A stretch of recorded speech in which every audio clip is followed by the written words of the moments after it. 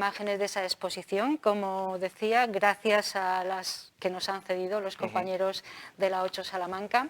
Hemos tenido la fortuna de poder ver in situ la exposición Museo de la Historia de la Automoción. Cuéntanos, nos quedan pocos minutos, pero sí un tiempo todavía para que me hables un poco de qué podemos ver en, en ese recorrido por mira, los voy a oficios. ser breve. En ese recorrido tenemos todos los oficios, o casi todos los oficios que podíamos ver en la España de los años 30, lo que te digo, había que retomar tal. Entonces, ¿cómo se hacía? Bueno, pues desde la gente que vendía, no todo el mundo tenía un local para hacer la venta de lo que fuese.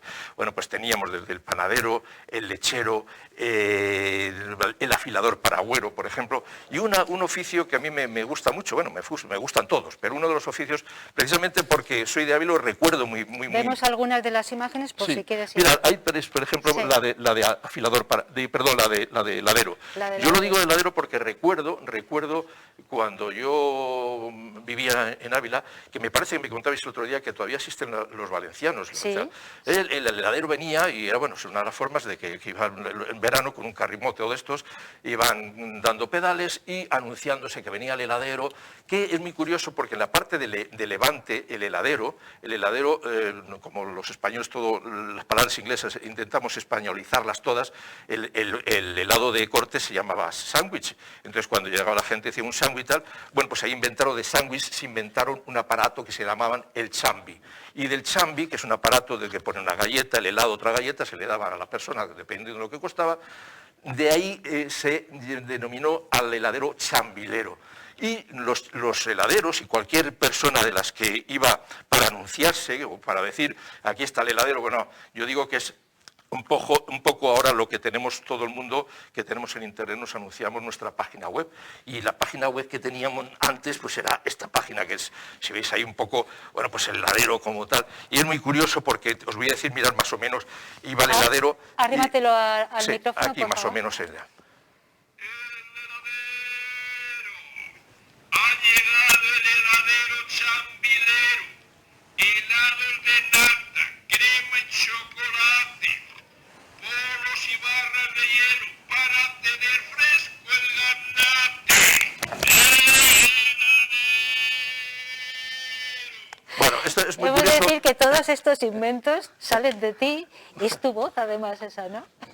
Yo no quiero decir que sea mi voz, porque bueno, este también, pero sí. Es el heladero, pues soy el heladero también. Sí. Bueno, pues todas estas cositas, me parece cómo iban anunciándose la gente y cómo iban por los pueblos o por las ciudades, decían, vendiendo lo que son. Hay dos bicicletas que quiero hacer también una mención especial, que es, si veis, la grande, la primera, que es de 1880, la más antigua. Creo que la hemos visto, sí, la de la rueda grandota. Sí, la Penny Farthing. Sí. Penny Farthing se llamaba así porque es una bicicleta inglesa por la rueda grande, que era el penique antes, y el farthing, que es la mitad de penique. Esta normalmente, ¿quién lo utilizaba en esa época? Pues gente un poco con poder adquisitivo grande.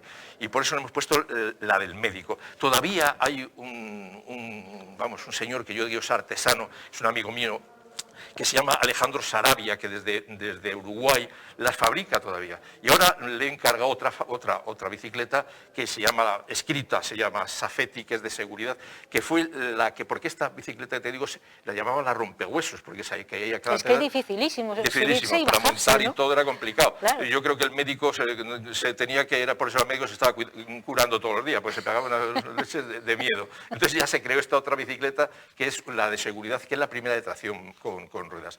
También hay una que a mí me hace mucha ilusión, que es la zaratana, que es la rueda de afilar. Y la rueda de afilar, que también estamos hablando de 1870, esa bicicleta, y que luego derivó a la bicicleta normal, que vemos el afilador, que va con su silbo. Que iba con el... Efectivamente, que va con su silbo por todos los sitios y tal.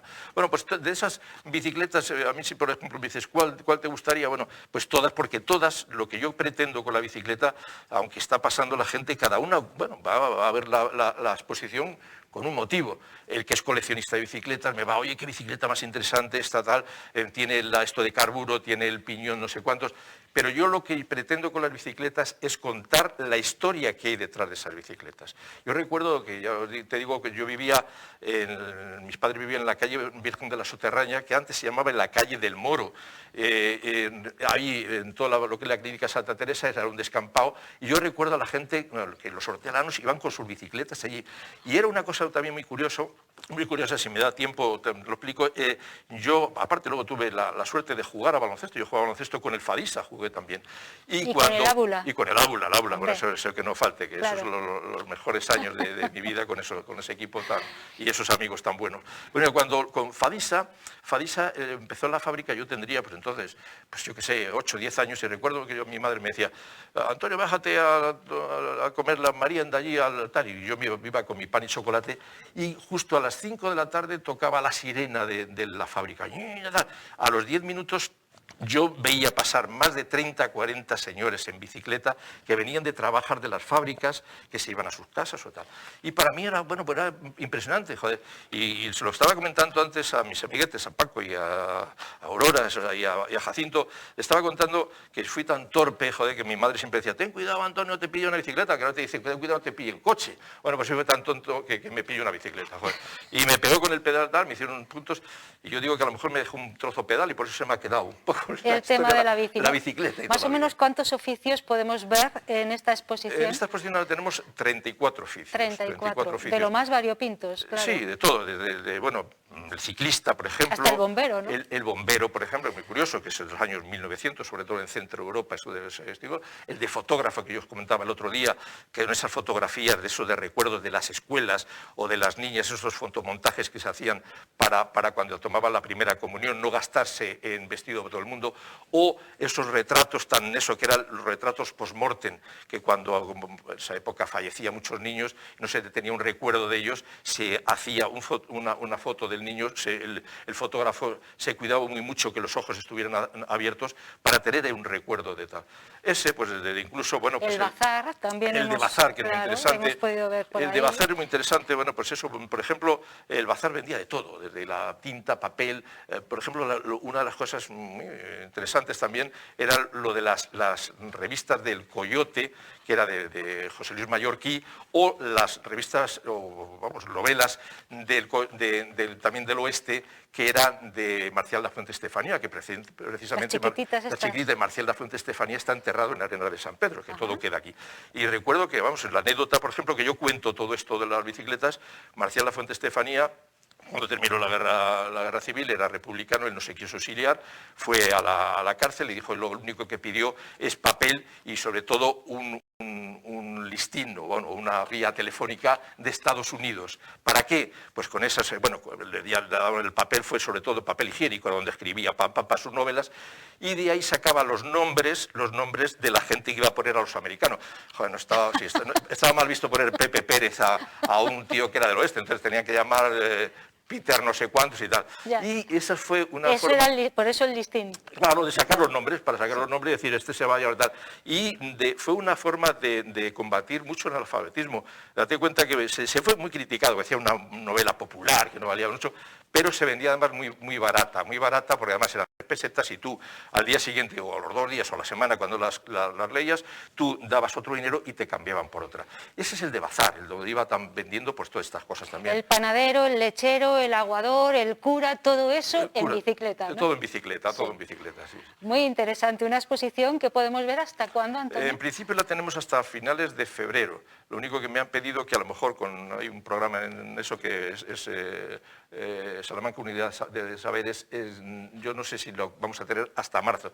Bueno, no, en principio febrero, quizás un mes más hasta marzo. Bueno, no es más que una muestra de un proyecto muy ambicioso en el que Antonio Galindo está inmerso. Antonio Galindo es abulense, ahora mismo reside en Salamanca, pero nos hace llegar el amor a Ávila en todo lo que hace y también el amor a los pueblos, al terruño, ¿no? Sí, no, de hecho, se me ha olvidado decirlo y lo tengo que decir, yo tengo para mí 2 sitios que he vivido, aunque ahora vivo en Salamanca, pero con un gran recuerdo, que fue Ávila y después Arenas de San Pedro. En Arenas de San Pedro estuve mucho tiempo llevando el deporte y tanto en Ávila como allí mejores recuerdos y, bueno, en la época de mi época deportista, de no sé qué, de allí de como entrenador, aquí como jugador con el aula y eso, pero vamos, son algo que llevo muy dentro y que a mí me gustaría esto, que la gente de Ávila, bueno, pues que ahí estamos, soy abulense y que lo vayan a ver cuando quieran, que serán bien recibidos. Vamos a recordarles que esta exposición de oficios en bicicleta está en el Museo de la Historia de la Automoción, que también es un museo muy curioso, muy interesante, en Salamanca. Antonio Galindo ha estado aquí contándonos este proyecto en directo, no solamente el de estas bicicletas que llevan además un montón de elementos, o sea, no es la bicicleta en sí, sino todo lo que tú has podido recabar para que de alguna forma configure lo que era el oficio, eso es muy importante. Sí, efectivamente, y no solo eso, es que date cuenta, a mí siempre digo, eso, lo que era el oficio y documentarlo. Mira, aquí por ejemplo tengo un documento que es fantástico. Y terminamos, Y terminamos si quieres con esto, pues si yo ya te digo... Si muéstralo a esa cámara, por favor. Este es muy interesante. Hablábamos el otro día de un oficio en bicicleta no reglado, que fue el extraperlo. El extraperlo que sobre todo con la frontera de Portugal-España, el café, el aceite, bueno, pues era pues muy cotizado, porque no solo con las cartillas de racionamiento la gente no tenía suficiente, entonces tenía que vender. Entonces es un documento, por ejemplo, que tenemos que era como un salvoconducto de la Dirección General de Seguridad que se vendía en esa época, además es de un señor de Umbrales. ¿Es auténtico? Sí, es auténtico. ¿Vale? Y tenía una peseta se vendía y es válido por un año. ¿Qué era esto? Bueno, pues el extraperlo estaba prohibido, sí, pero prácticamente el extraperlo lo hacía casi todo el mundo.